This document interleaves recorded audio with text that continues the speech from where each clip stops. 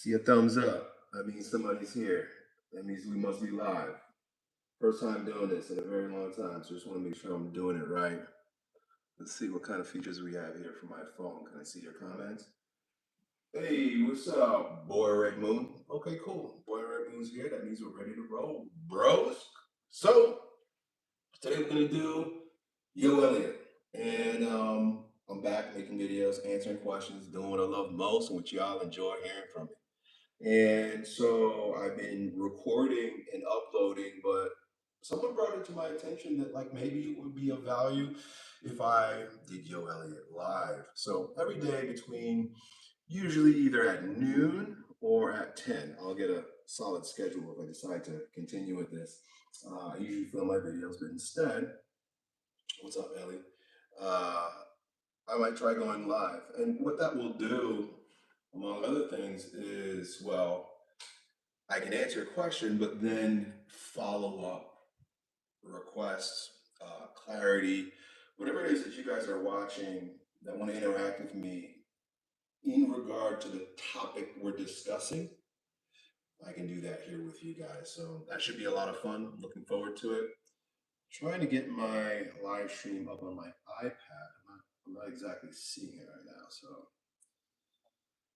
I don't know how you guys are finding it. I see there's 15 of you guys here. And I'm seeing some comments. Let me see if there's a better place where I can see comments. See which ads I see. No, that's a setting. Where do comments show up? Let's see.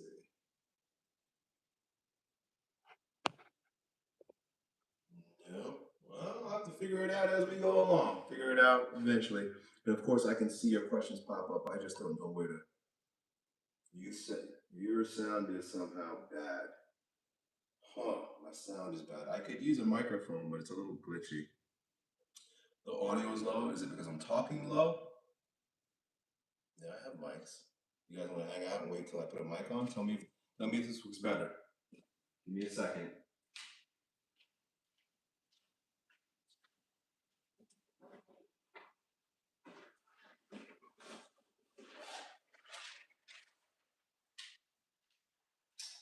Let's see. What do I have that is that might work as a microphone? Work a little bit better. This is fun. I get to collaborate with you guys. You guys are helping me out. Give me a second. I'm gonna get. Actually, I could probably just put this on my shirt today. Tell me how this works. I'm curious. Where did you guys find the link for joining me? Because I'm just not seeing my live on my channel yet. Oh, no notification. Thanks, buddy. It's not gonna say hello. Cool. All right. Let's check out this mic situation. Found it on channel. Okay. Well, I can't see it on my channel. Well, I'll tell you what. If you guys hang out and I can see your questions as they pop up, I'll do that. But I'm not sure if I can like go to comments from my phone. And I like using my phone. I like using my phone. My camera's actually really good on the phone. Streaming's awesome. It's much better than my computer.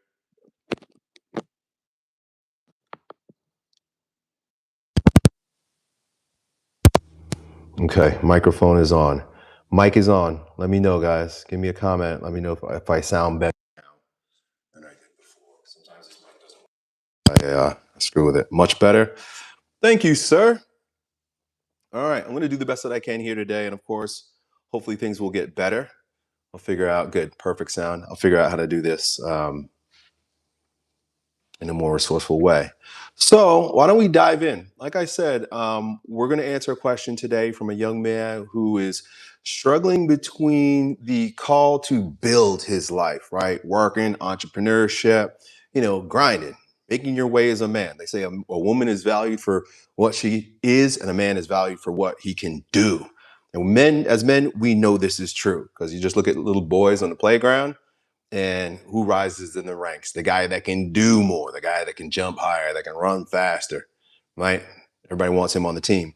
So it's important that a man can do great things, but men also want great things, nice things. And relationships are great. They're nice. Women are good to have around as well. But at age 22, what do we do? So what I'm going to do here is I'm going to read our question. I'm going to answer the question like I normally do. And then if you want clarity on the question or anything that I responded to the question, comment here. And that way, this can become more like a conversation rather than me just talking to a dead camera, right? Should you focus on girls or goals? Because girls come and go. You should focus on goals, our guy says. Well, let's read the question. Let's dive into it. And real quick, before I read the question and dive into it, there are a few ways that you can work with me if you'd like. You can show up on these lives as I'll be doing them coming up here in the next several weeks. You can also put a comment in any of my videos. I usually search through them to find questions to answer in this regard. So all that's free. I'll be available for that. But if you want to go a little bit deeper, I just opened up my school, SKOOL/Elliott Hulse, and an experiment, right? We'll see how many of you guys actually want to do this. But every Monday, I'll live stream in school for about 6 hours. I call it office hours because I'll probably just have my phone on so that if anybody pops up, we can have a conversation. I think that might be cool. So trying to create more access and value for you guys that way. You can find the link for that down below or just go to school/Elliott Hulse. And then also one-on-one guidance calls. So you can hop on a call one-on-one with me, totally private. You're not sharing it with a bunch of people like we would in school, which is semi-private. And then obviously here, we're public, bro, right? If you'd like to do a guidance call with me, it's elliottHulse.com/guidance, or you can click a link down below. So let's jump into the question, bro. Our viewer, Elia, who I think is here, asked this. Yo, Elliott, I'm 22 years old. As a young man, I currently work a part-time job because I have an online business where I want to put my focus. So I need to be behind my desk throughout the week. I'm still trying to figure things out and I'm not making big money yet from the business. Let's say a few $100s per month. Okay. Hey, you're making money. Nice. With my current part-time job, on the weekend, I earn about $1,800 to $2,000 a month. Okay, cool.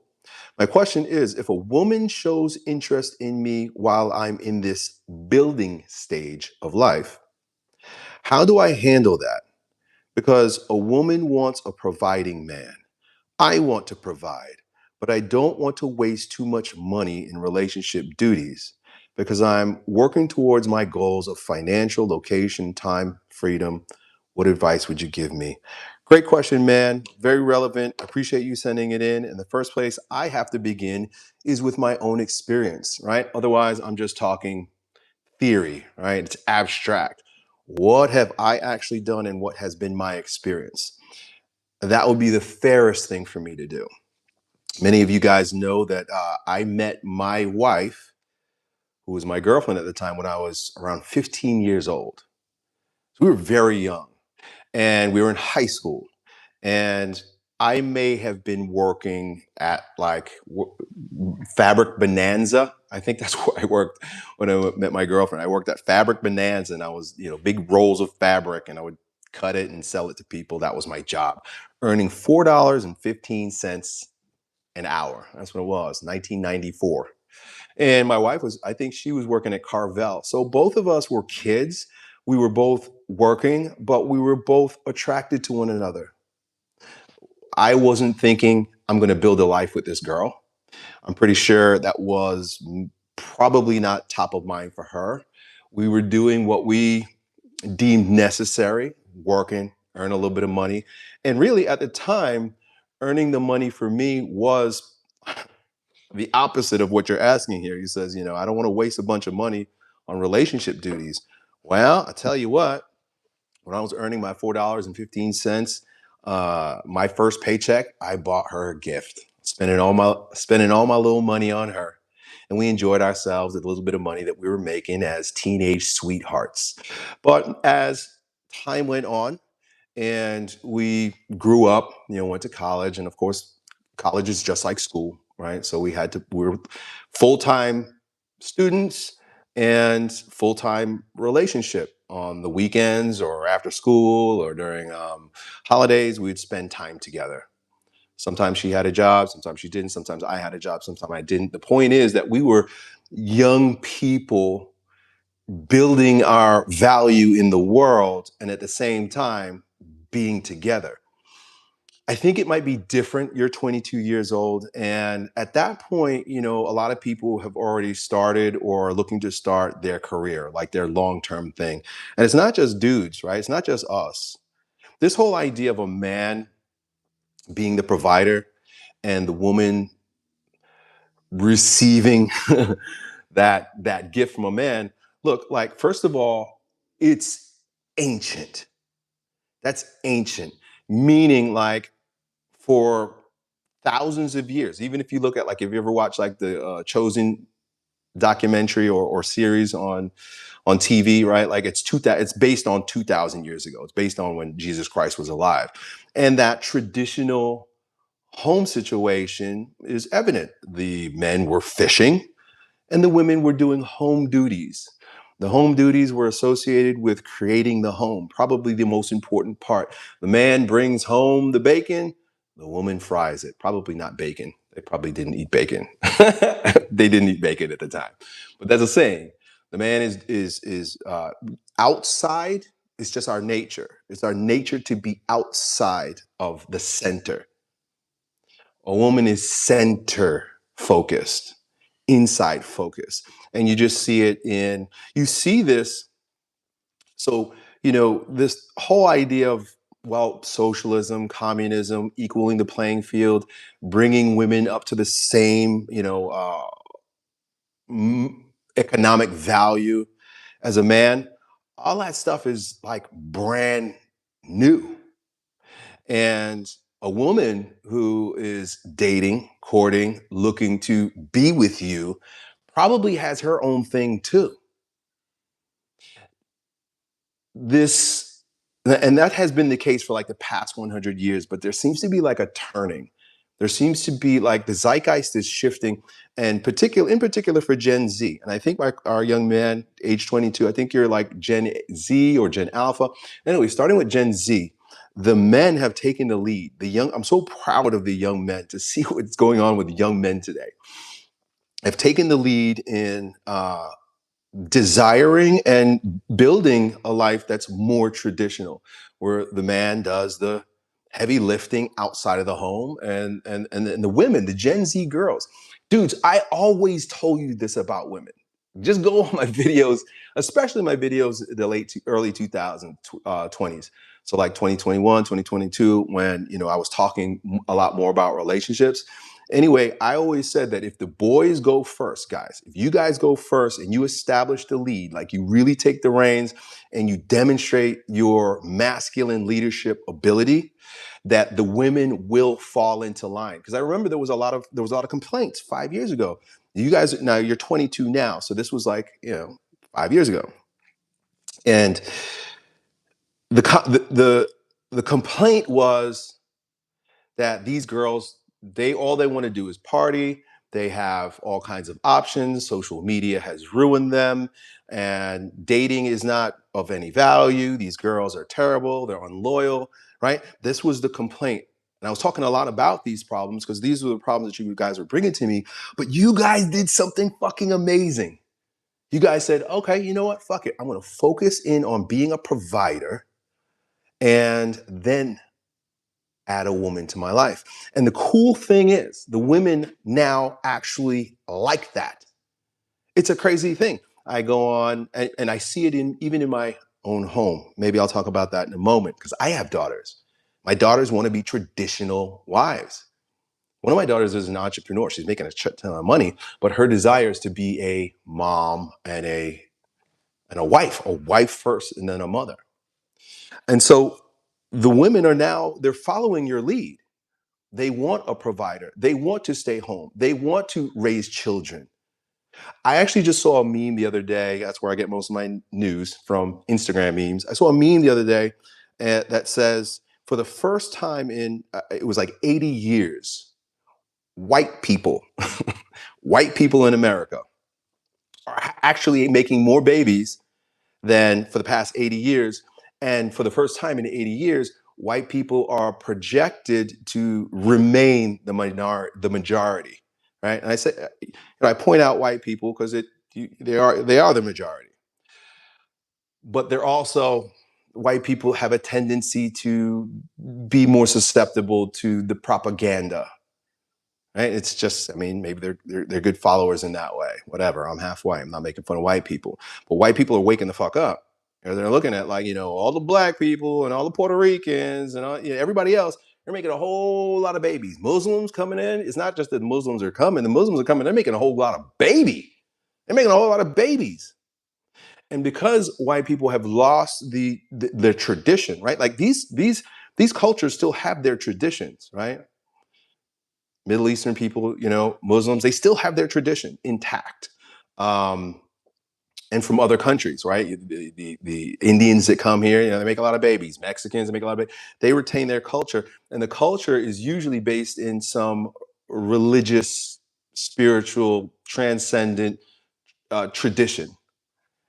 But since the dawn of the Bolshevik Revolution and socialism and so forth, um, religion has gotten tossed out the window. Antonio Gramsci understood that if you're going to take out the West, you got to destroy the father. The father is represented by God the Father and the father in the home. You got to destroy the home and you got to destroy the church, both of which happened over the past 100 years. It's been like the 100-year reign of Satan that was basically promised in an apparition that I won't even get into. But it's like that has actually come to an end. That has come to an end, and we're watching it with Gen Z. They're like, we don't want the degeneracy that the boomers brought in and the rest of us sort of followed.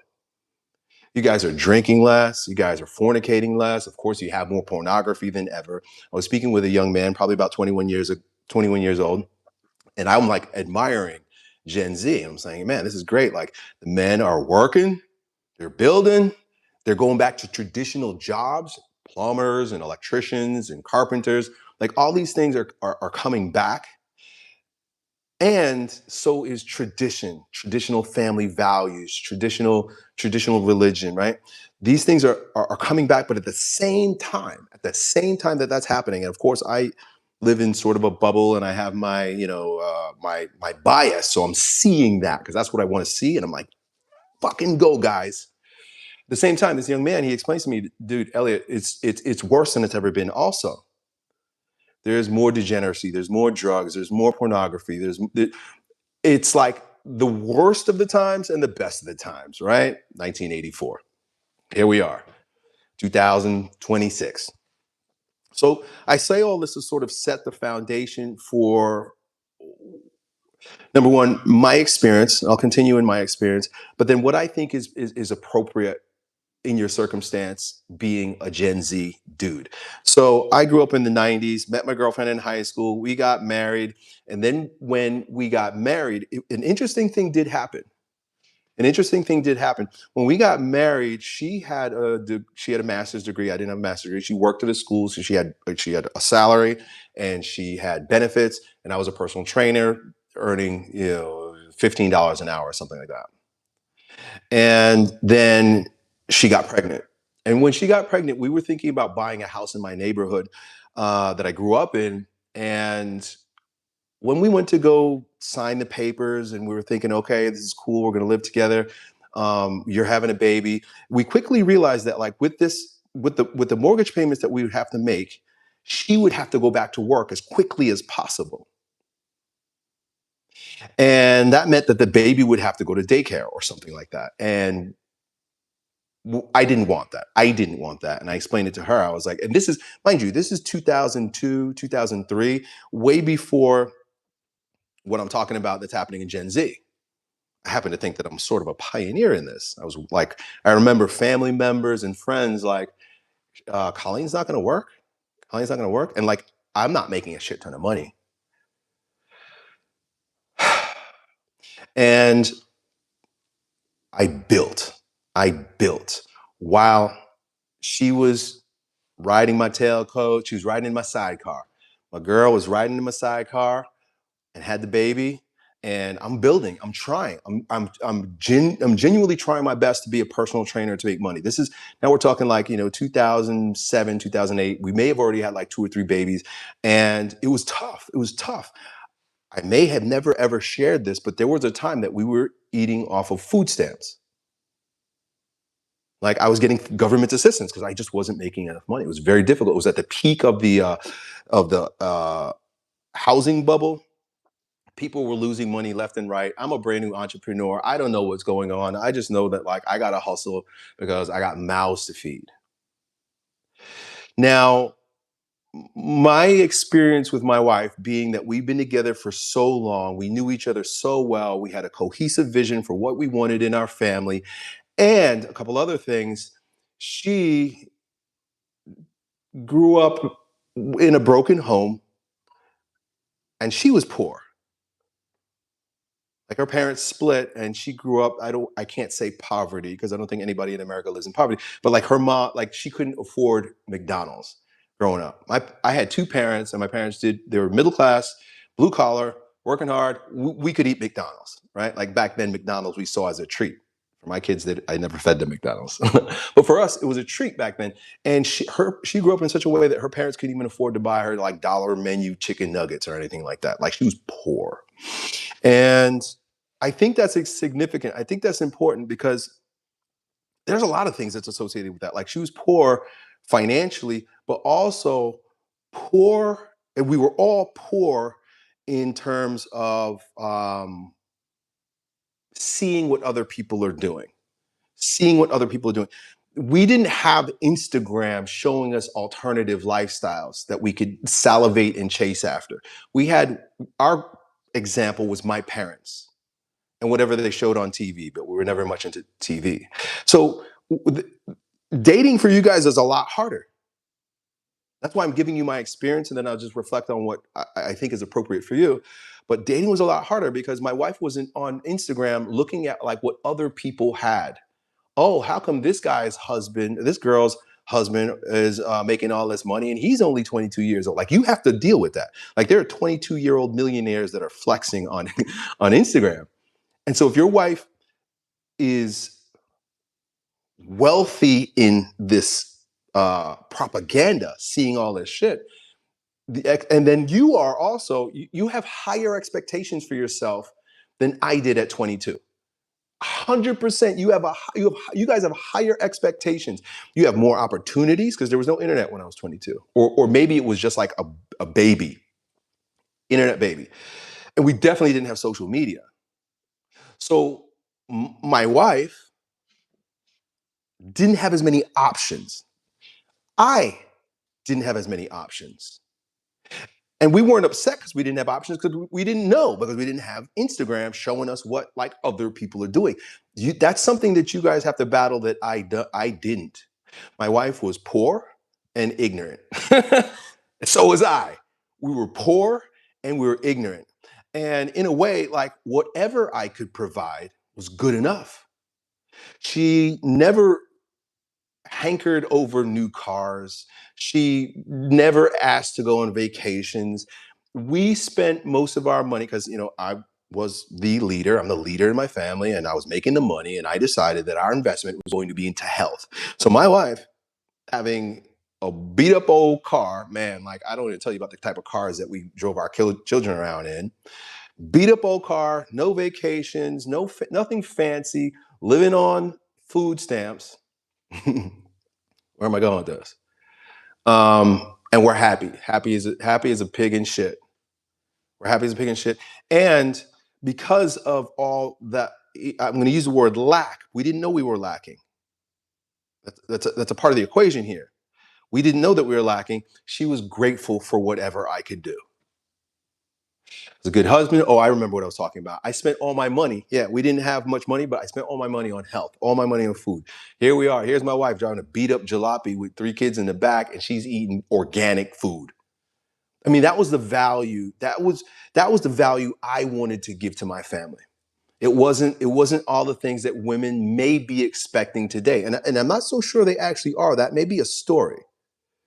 But I wasn't buying her designer bags and expensive shoes.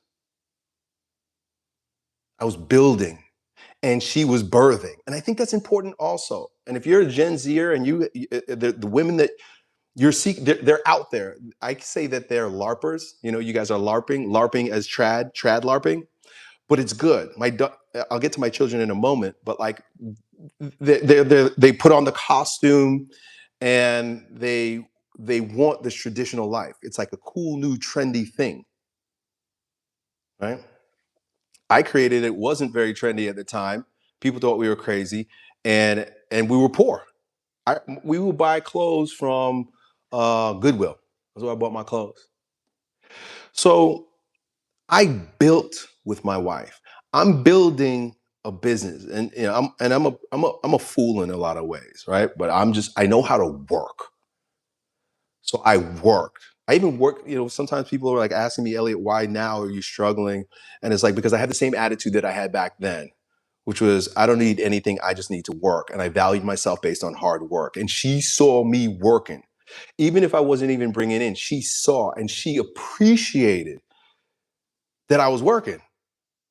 A lot of this, guys, has to do with the type of woman that you choose to be with. I'm blessed to have the type of woman that my wife is. And I didn't always know I was blessed. There were times where I thought I could do better. There were times where I was making YouTube videos and I refused to make videos about relationships for a while. 2020, like 2012. It wasn't until about 20, man, maybe until 2016 where I actually started talking about relationships, because I thought I had nothing to no value for you guys in terms of relationship.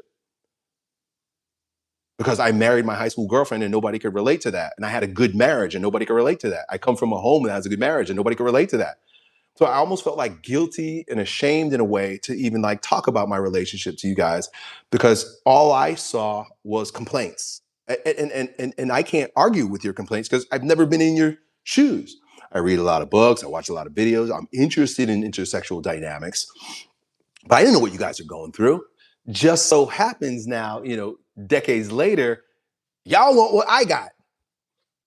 That's pretty cool. I'm happy about that. I always happen to be ahead of the curve, not because I'm brilliant, but just I think it's an ADHD thing. Like, we just do what we want to do, and regardless of what you say, dude, it don't matter. We just do what the fuck we want to do. As an ADHD dear. So I didn't make this happen. This is purely by grace. So I'll tell a little bit more about my story, and then I'll dive. I absolutely will dive into your situation. By the way, do you guys enjoy the fact that I have no hang up just making these videos as long as fuck? They're like an hour long. I used to really try to make my videos concise. I'm just yapping now. I'm just talking to y'all. So let me finish talking to you guys about my experience. Like I said, like we built together. It was beautiful. I think a part of what made it beautiful and work well is that my wife was busy in the home. If you're going to build with a woman, she can't be bored. You can't create such a pampered lifestyle for her that like everything's taken care of for her. She doesn't have to do anything. She's going to be bored, and that's when women cheat. Especially if she has to work outside of the home. She's working outside the home and she's bored. She's probably going to, you know, they call him like your work husband. She's probably going to have a work husband. My wife was making babies. She was busy serving me and our family. I'm serving the family from outside, but she was busy serving the family from within, making babies, feeding babies, caring for babies, and taking care of her husband. Because I'm out working all day long, I come home and she would have food prepared for me. She was a true homemaker. If you're gonna build with a woman, she needs to. Both of y'all should know your roles and play your part, and it got to be very clear. If you're gonna build with this woman, it can't be arbitrary. It can't be, oh, we'll see what happens. It can't be lukewarm, like, okay, well, sure, yeah, you can do that, and I'll do this, and maybe we'll change. Dude, the rules have to be very clear. And the minute when we decided that she was going to stay home and I, on my personal trainer salary, was going to do the work, there was no looking back for her or for me. It was like, no, this is what we're doing. We were all in, and we were very clear on the roles. My job's to make the money. Your job's to spend it. Right? What is she spending it on? She's spending it on the children. And I'm talking about when we started having children, I was probably about your age, 23 years old. And I'm talking about up until about maybe 10 years, for 10 years. Because I didn't really start making real money until I was about 33. So from 23 to 33, I'm working out of my warehouse gym. I'm training athletes, not making very much. I'm selling a few ebooks on YouTube. Like, I was ahead of my time on that also. I had some online stuff going on way back then. And she was making babies. So my point is that, like, I'll wrap that up. You got to know your roles and play your parts. And then in 2000, around 2013, 14, I'm probably about 33 years old. That's when the money came. That's when the money came. It took me 10 years to have the money. And I built with my girl those 10 years. Once again, she never complained because she didn't expect much. And I think that's super important because if now it's harder for you guys because you have higher expectations and they have higher expectations for you. But if you're truly becoming traditional and you're truly returning to traditional values and we're really actually getting grounded in the truth of what life requires. You guys are watching people who are outliers. Most of who you see that's a 22-year-old millionaire on YouTube, even if you know 50 of them, it looks like everybody is 22 years old and they're making a fuck ton of money, but they're not. Maybe I'm wrong. Maybe you guys realize that, but you're not.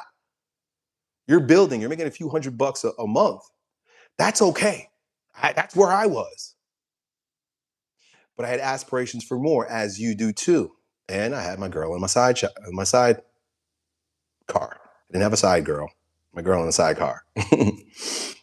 And then 10 years later, I'm 33 years old now. We've already got 4 kids. We're living in a rented house because I foreclosed on the house that I bought at the peak of the market, and it was ridiculous. I was paying off debts. We had like $100,000 in debts. I paid off all her student loans, and we're living hand to mouth. I know what it's like to work hard. I know what it's like to live hard. I know what it's like to scrape by. In fact, that's how I thrive. So I find myself recreating those situations. Well, I'm old now and I'm tired. I don't want to do that shit anymore. So money started coming 10 years later. I built for 10 years with this woman. It was beautiful. It was great. No complaints from either one of us. When the money started coming, that's when I got nervous. Right now, you're nervous because the money's not coming. But when the money started coming, that's when I got nervous. And it was a byproduct 100% not of her, but of my own insecurities. When I started making money, I'm like, okay, like, what do you do when you make money? What do you want to do for the people that you love? You start buying them things. You start doing things with them. And I did just that. And it dawned on me one day. Actually, we were at a resort, a cheap resort on St. Pete Beach, and it was bad. It was like, it smelled bad. The room was terrible. The people there were like, you're Florida, man, Florida, man. Like, if you go to Disney World, you see those people. Those are the degenerates at Disney World that actually have money. But take those same people and you put them in a trailer park trash resort on St. Pete Beach. It's like you're getting them plus it's like it's weirder, right? Florida was a culture shock for us back then. So I'm making money for the first time and I'm nervous because I'm like, okay, now I'm creating a lifestyle that she might get used to. I think it might even be worse to bring a woman into your life that doesn't know you when you were building, because now she's marrying or she's dating your money. She not only sees you, the man, and what you do, but she sees the lifestyle that you can create. My wife knew the McDonald's food stamp lifestyle and didn't have much of it. And even with all that, low expectations, my desire to give gifts. When I started giving a lot of gifts, I was like, ooh, I'm charged with keeping this up. I don't know what's going to happen for you guys, but if you choose to bring a woman into your life after you've built, there's a guy, oh, what's his name? Entrepreneurs with Cars. I like him. He's cool. I watch some of his videos. He's like, there are these women who wait at the finish line and go home with the winner. He says that's what women do. They wait at the finish line and go home with the winner. Does she like you or does she like the winning? Right? Like men are valued by status. Does she like your status or does she like you? But in my situation, she built with me. So when I was at my lowest, she was fine. Then when I was at my highest, I wasn't fine. I got nervous. I was like, can I keep this up? And even though I had been with her for decades at that point, we've got 4 children. And then like I just started getting nervous. Now I have something she can take. And not that it was like a forefront fear, but it was sort of underneath. Now, if we do divorce, if she's got it, she gets a prize. She gets a prize at the end that she didn't deserve at all. Like if my wife and I divorce now after building together, right? I love my life, I love my family, and she's been a very important part of it.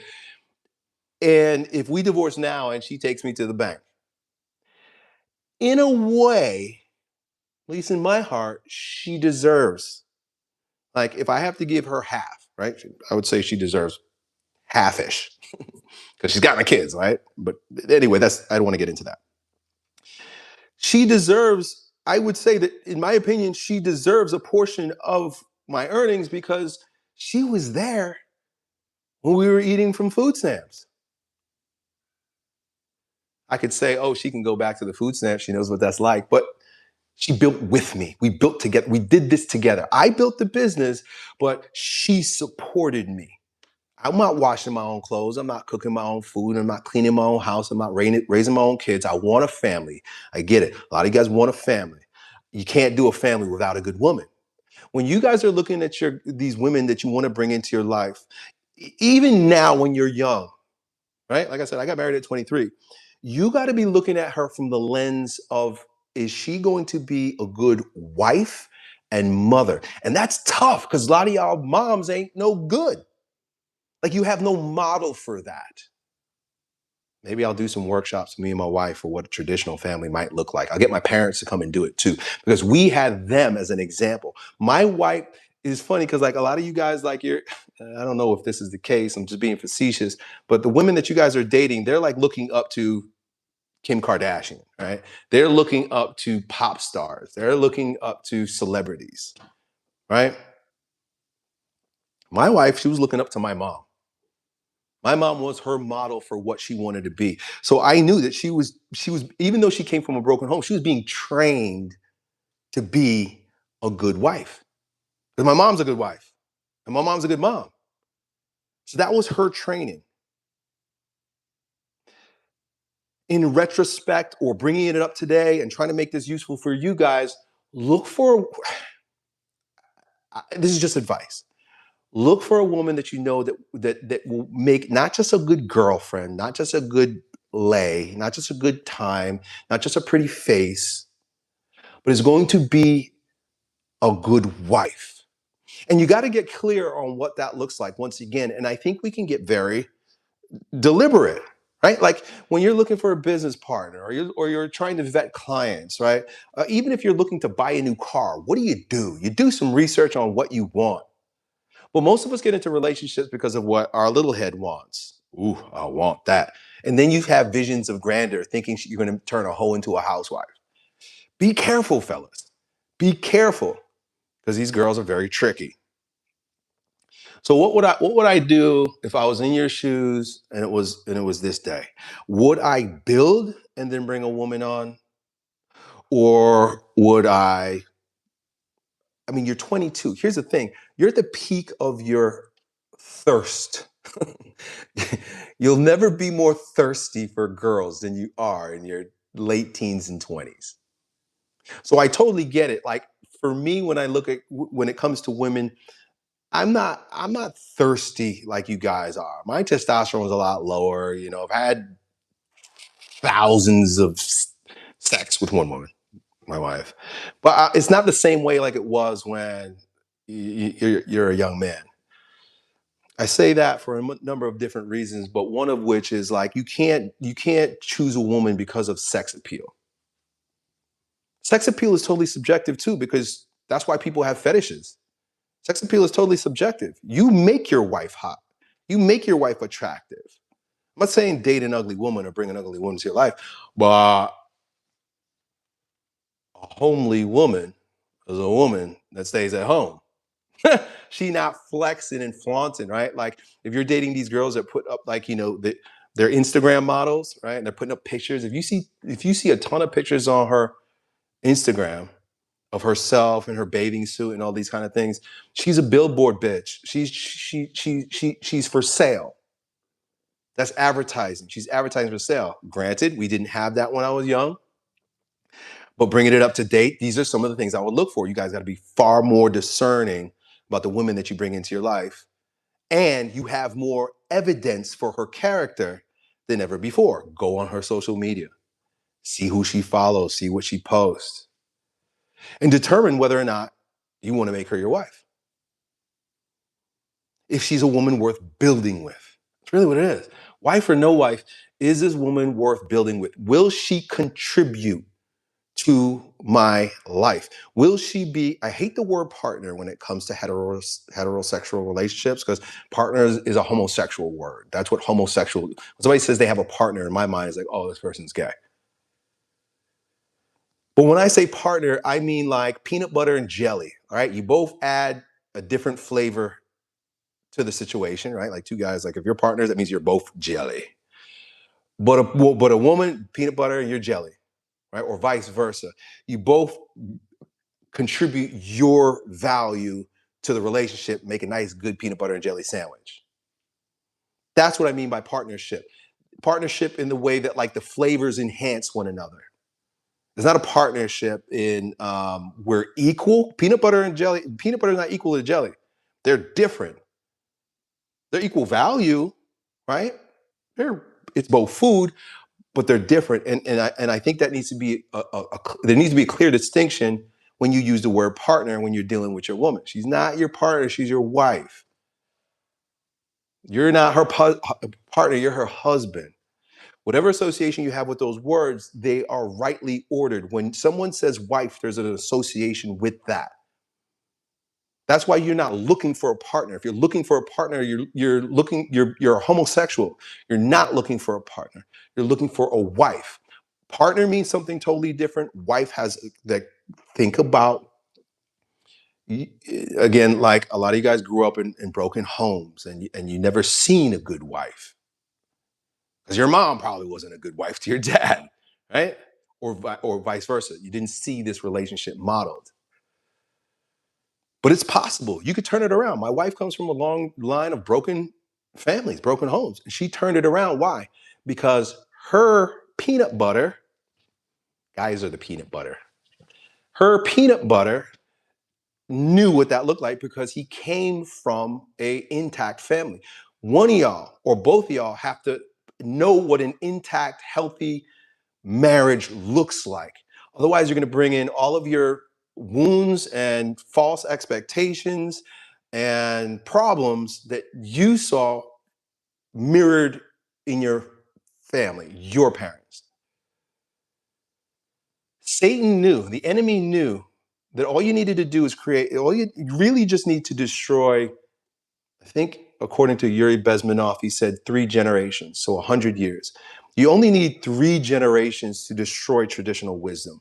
We're, we're a little bit past that, but I think that's why the pendulum's swinging back.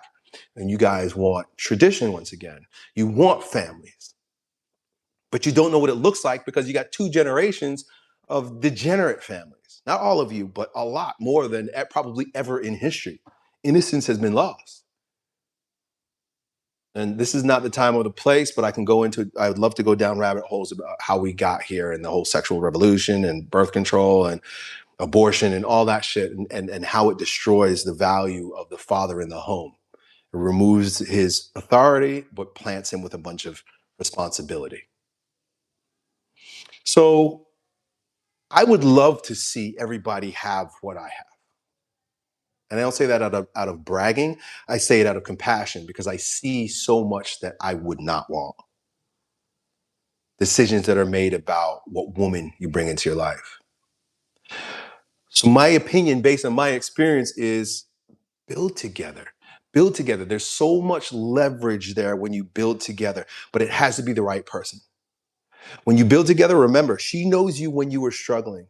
She ate ramen noodles with you, right? She was there at the beginning. And if you're not feeding her and Instagram is not feeding her with visions of grandeur and all kinds of grandiosity, infantile grandiosity about what it will be like when my husband or my man, his business finally takes off, we're going to be on yachts in the Mediterranean. Those things may happen. That's when it starts getting hard. But as long as she's not looking over your shoulder, wondering when it's coming, and showing you pictures of other people who have it, she is in the trenches with you. Choose, I don't know how to say this. Choose a poor girl. Choose a girl.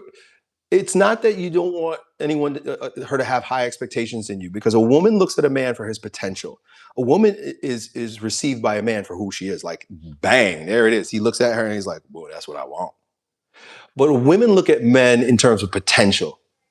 Does he have what it takes to do the work that's required for me to have babies? That's really what it is. It's developmental biology, right? It's just the way women are, because they're vulnerable. Regardless of what the world says, women are vulnerable, women are weaker, and they need a man that they can trust, and that's a protector and that's a provider. Like, regardless of feminism and regardless of, the go girl, boss bitch world that we live in their biology, in their nature, they want the safety to come from above, the man. Today it comes from the government. They don't need y'all. Right? It comes from the government. Government's their daddy. Government's their daddy. Remind them too.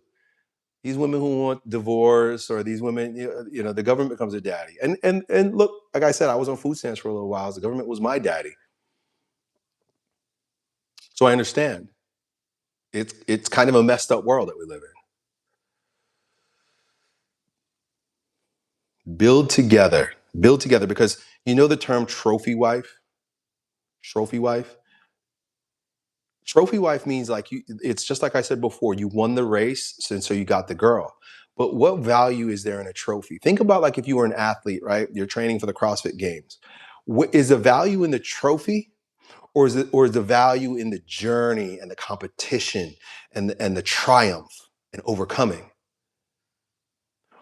If your girl is going through that with you, if she's going through the journey and the ups and downs and the challenges and the triumph, she's your ride or die, right? Ride or die, bitch. She's your ride or die. I need a ride or die, bitch. Remember that? The Locks. I'm dating myself. It was a song. You want to ride or die. You want your ride or die. She will ride with you until you die, or you rise. But when you rise, she's rising too, because a part of it couldn't happen without her. Because she's I joke. I had a meeting the other day, a Zoom meeting with the guys that I'm going to be taking my son Benjamin on a big camping trip that we're doing soon. And it was a meeting where they required, like, paperwork needed to be done and all kinds of stuff like that. And I'm on the call, and these guys, maybe they have different relationships than me. And they're like, oh, what paperwork's been done? What's this? And I said to them, they all chuckled. I was like, oh, let me check with my secretary. Let me check with my assistant. My wife is my assistant. Right? She gets the things done that I would otherwise have to pay, like, $15 an hour, or to a Filipino. She helps. She helps. She lightens the burden for me. She knows the things that I don't want to do, or that I can't do, or I don't have time to do, and she takes care of it for me.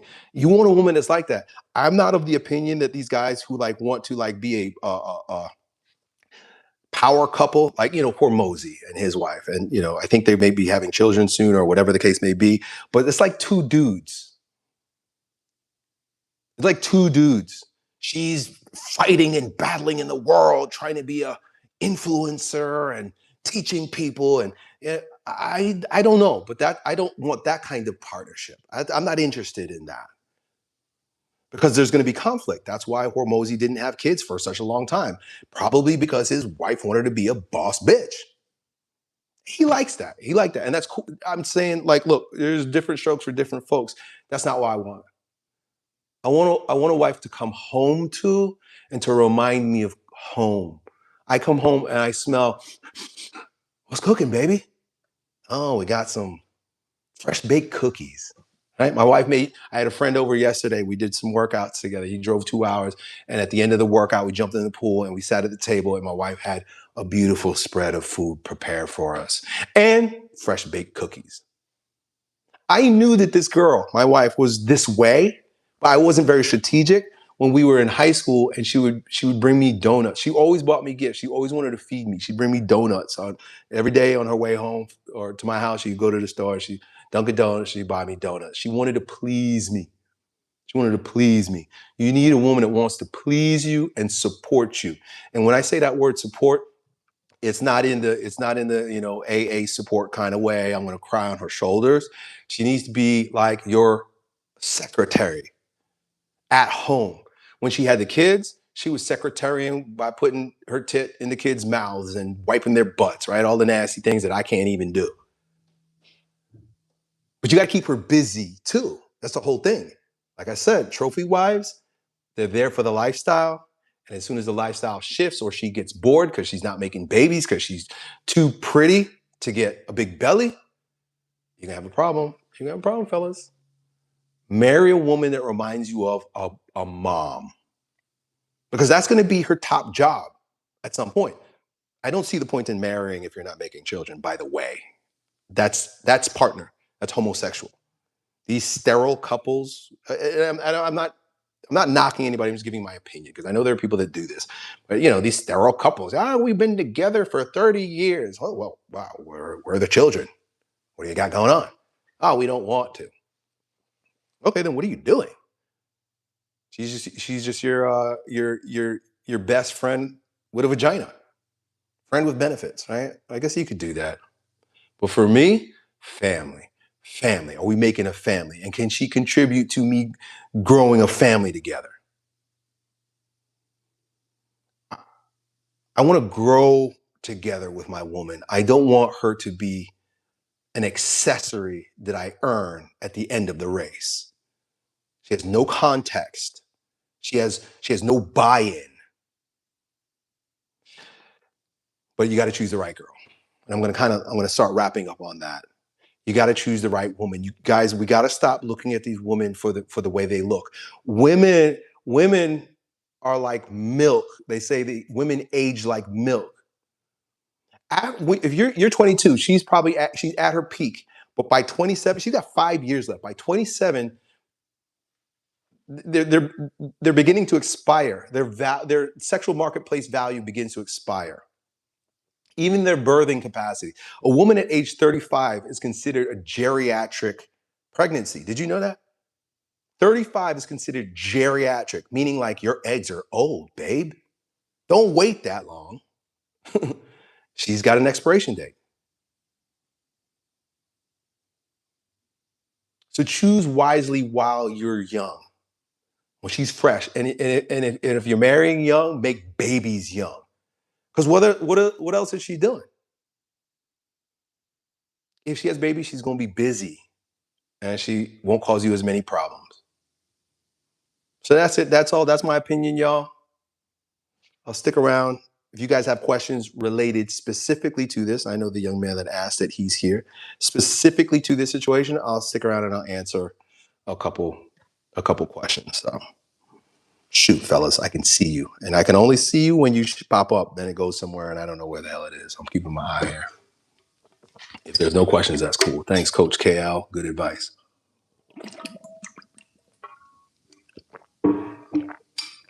What do I do if I happen to make it financially before getting a good woman? How do I avoid a bad woman?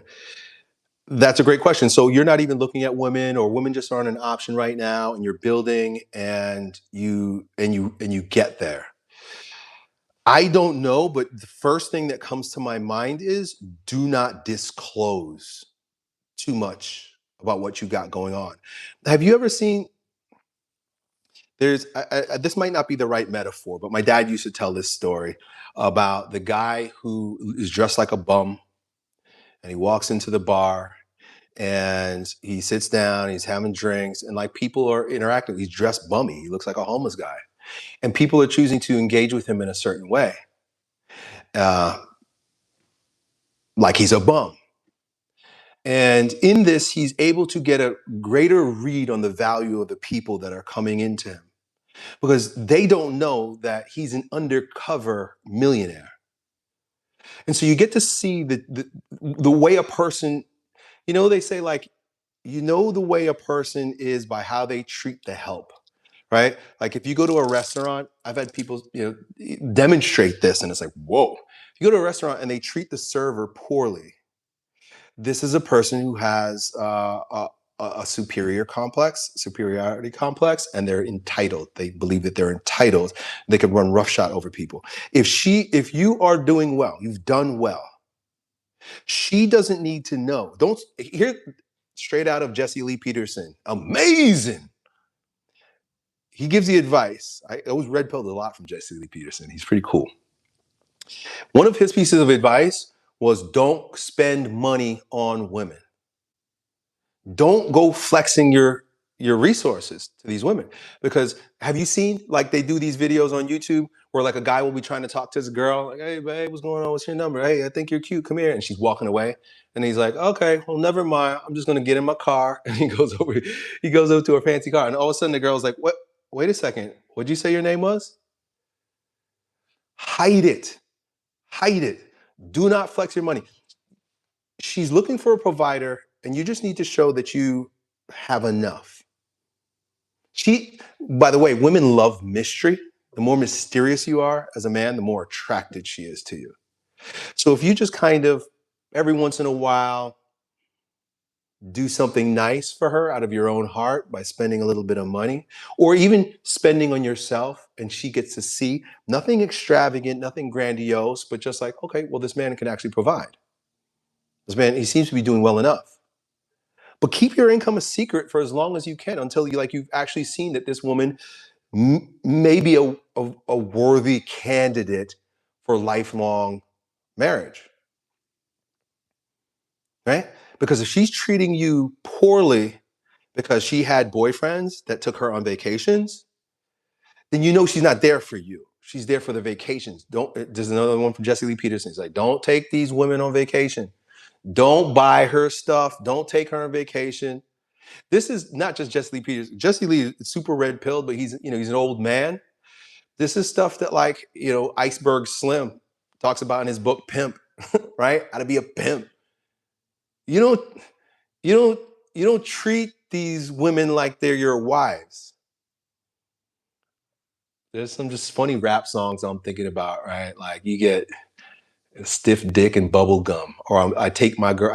I can't think of the rap songs, but like I 50 Cent would talk about like all you get is Big Macs, right? All you get is Big Macs and fries. Like he's not spending money on you. And it's not because you're a bad guy. It's because like I'm checking you out. If you're here for the money, you're here for the cars, and you're here for the vacations, then dude, your relationship is going to be as superficial as those things. My opinion is to keep it quiet. We got 1 minute left before this becomes an hour, so let me Justin says that he actually dealt with that. Let me answer one more question. Drop your questions here, fellas. I appreciate you guys showing up. I had a lot of fun doing this. Why manifesting? Oh, I missed that one. Can I get it back? Why are you manifesting when Jesus' name is mentioned? Oh, this guy's asking me. Manifest is a word. Jesus is actually the manifestation, the manifestation. That's God as man, right? You're asking me about New Age shit, and I'm just talking about the Bible. The Bible says you get what you think about. What's in the heart of a man? Well, that's not a part of our conversation, so I'm gonna stop right there. Doesn't look like you guys have too many great questions here coming up. Let's see. I'll look for one more. No, I'm only answering questions related to what we talking about, fellas. Hey, what's up, Mark? I remember you, buddy.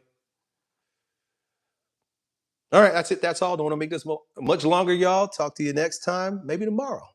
Done.